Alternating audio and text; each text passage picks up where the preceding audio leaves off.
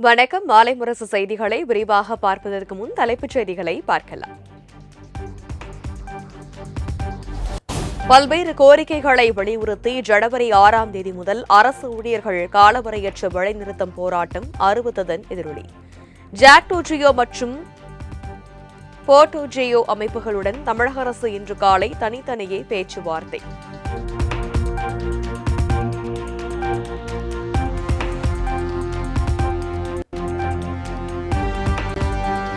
சம வேலைக்கு சம ஊதியம் என்ற கோரிக்கையை வலியுறுத்தி சென்னையில் 7வது நாளாக போராட்டத்தில் ஈடுபட்ட இடைநிலை ஆசிரியர்கள் எழும்பூர் வட்டார கல்வி அலுவலகத்தை முற்றுகையிட்டவர் குண்டுகட்டாக கைது செய்தது காவல்துறை.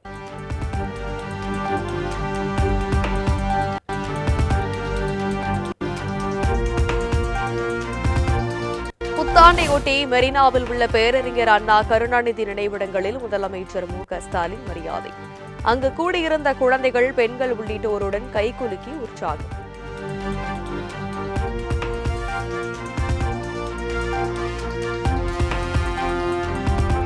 புத்தாண்டு மற்றும் விடுமுறை நாளை ஒட்டி கன்னியாகுமரி உள்ளிட்ட சுற்றுலா தலங்களில் குவிந்த மக்கள் விவேகானந்தர் பாறை மற்றும் திருவள்ளுவர் சிலையை கண்டு ரசித்ததுடன் அருவிகளிலும் நீராடியும் மகிழ்ச்சி.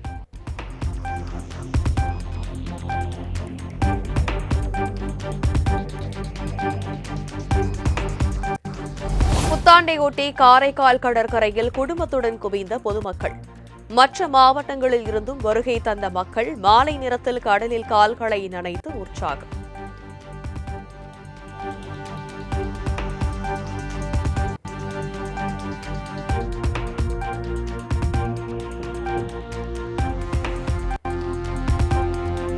பிரதோஷத்தையொட்டி தஞ்சை பெருவுடையார் கோவில் நந்தியம் பெருமானுக்கு விமரிசையாக நடைபெற்ற சிறப்பு அபிஷேக ஆராதனை.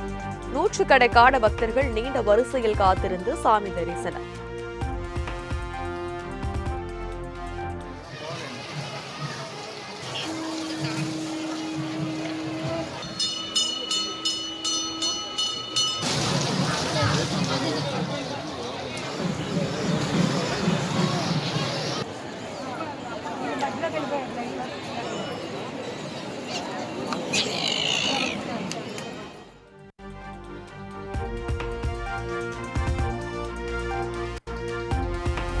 திருவண்ணாமலை அண்ணாமலையார் கோவிலில் ஆண்டின் முதல் நாளில் குவிந்த ஆயிரக்கணக்கான பக்தர்கள் பிரதோஷ வழிபாடு மற்றும் அபிஷேக ஆராதனைகளில் பங்கேற்று வழிபாடு.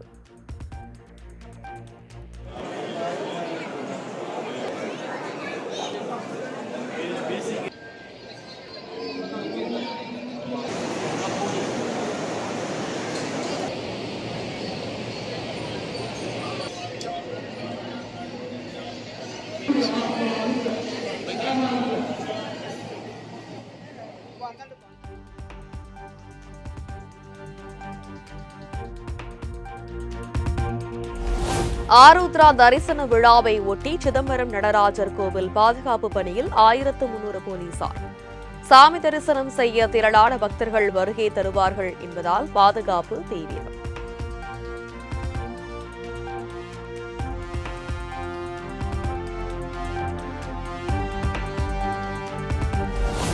திருப்பதி கோயிலில் வைகுண்ட ஏகாதசியை ஒட்டி இன்று முதல் சொர்க்கவாசல் வழியாக ஏழுமலையானை தரிசிக்க ஏற்பாடு.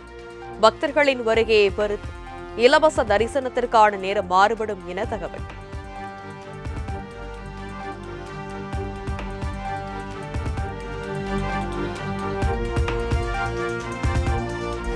திருப்பதி ஏழுமலையான் கோவிலில் 2025ஆம் ஆண்டு 13,52,00,000 லட்டுகள் விற்பனை.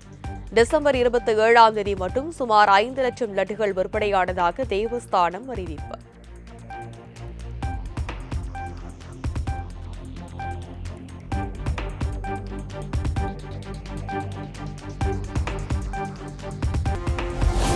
இந்தியாவின் முதல் புல்லட் ரயில் சேவை 2027 ஆகஸ்ட் 15ஆம் தேதி பயன்பாட்டுக்கு வரும் என மத்திய ரயில்வே அமைச்சர் அஸ்வினி வைஷ்ணவ் அறிவிப்பு. முதல் பிரிவு சூரத் முதல் பிலிமோரா வரை இயக்கப்படும் என தகவல்.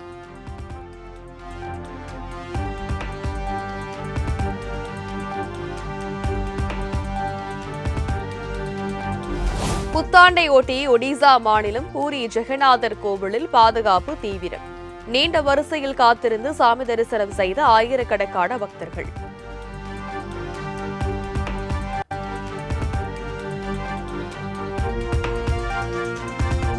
இஸ்ரேலின் டெல் அவிவ் மற்றும் டெல்லி இடையே நேரடி விமான சேவை இன்று மீண்டும் தொடக்கம். இந்திய இஸ்ரேலிய பயணிகள் விமான சேவையை பயன்படுத்திக் கொள்ள வேண்டும் என இந்திய தூதரகம் வேண்டுகோள்.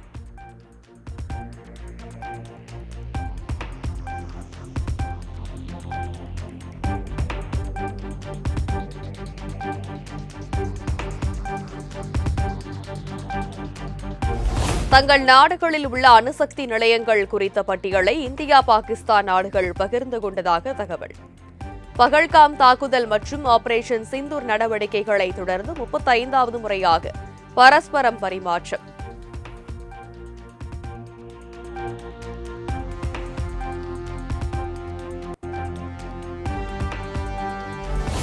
இந்திய மீனவர்கள் 58 பேர் உட்பட 257 நபர்கள் பாகிஸ்தான் சிறைகளில் அடைக்கப்பட்டுள்ளதாக மத்திய அரசு தகவல். கடந்த 2 ஆண்டுகளில் மட்டும் 500 இந்திய மீனவர்கள் அந்நாட்டு சிறையில் இருந்து விடுவிக்கப்பட்டுள்ளதாகவும் வெளியுறவுத்துறை அமைச்சகம் அறிக்கை.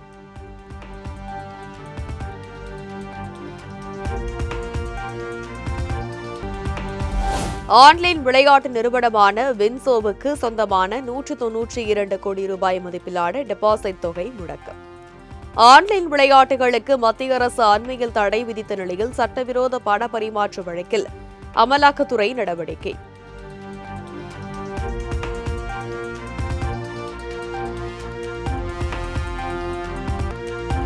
எக்ஸ் தளத்தின் AI பக்கமான குரூக் இடம் அதிக அளவில் படையெடுக்கும் நெட்டிசன்கள். கேட்கும் அத்தனை கேள்விகளுக்கும் பதில் கிடைப்பதால் ட்ரெண்டிங்கில் நம்பர் 1.